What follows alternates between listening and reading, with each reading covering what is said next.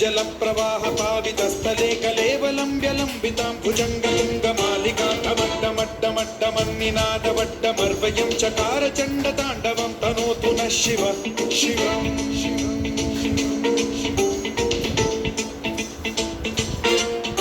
जटाकटाह सम्भ्रम भ्रम निलिम्ब निर्झरी विलोल वीचि वल्लरी विराजमान मूर्धनि धगद्धगद्धगज्ज्वलल्ललाट पट्ट पावके किशोर चन्द्रशेखरे रतिः प्रतिक्षणं मम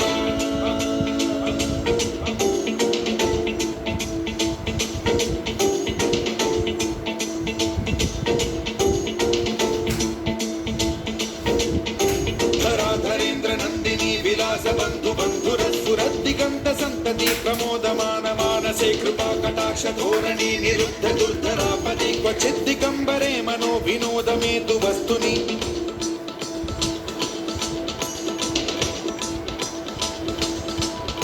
जटाभुजंग पिंगल स्फुरत्फणामणि प्रभा कदम्ब कुङ्कुमद्रव प्रलिप्त दिग्वधू मुखे मदान्ध सिन्धुर स्फुरत्वगुत्तरीय मेदुरे मनो विनोदमद्भुतं बिभर्तु भूत भर्तरि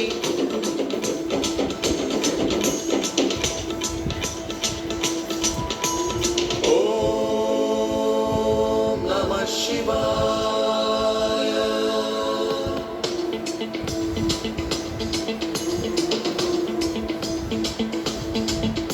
सदाशिवं भजाम्यहं सदाशिवं भजाम्यहम् ॐ नमः शिवाय।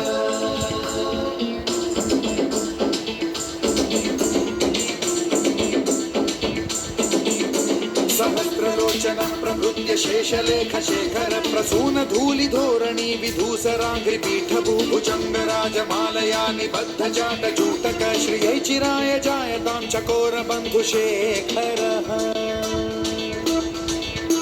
ललाट चत्वरज्वल धनञ्जय स्फुलिङ्ग भानिपीत पञ्चसायकं नमन्निलिम्प नायकं सुधामयूखलेखया विराजमान शेखरं महाकपालि सम्पदे शिरोजटालमस्तु नः।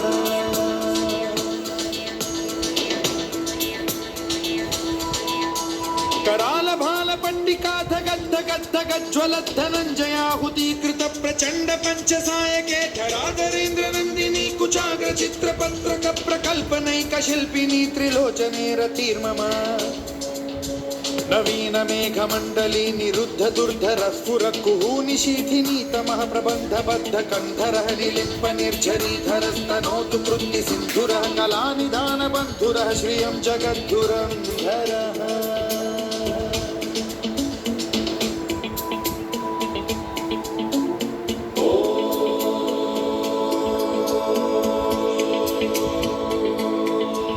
प्रफुल्ल नील पंकज प्रपंच कालिम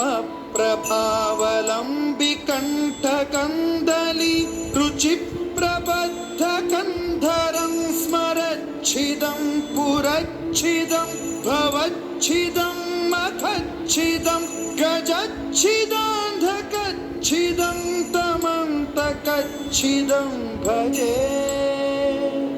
अखर्व सर्व मंगला कला कदम्ब मंजरी रस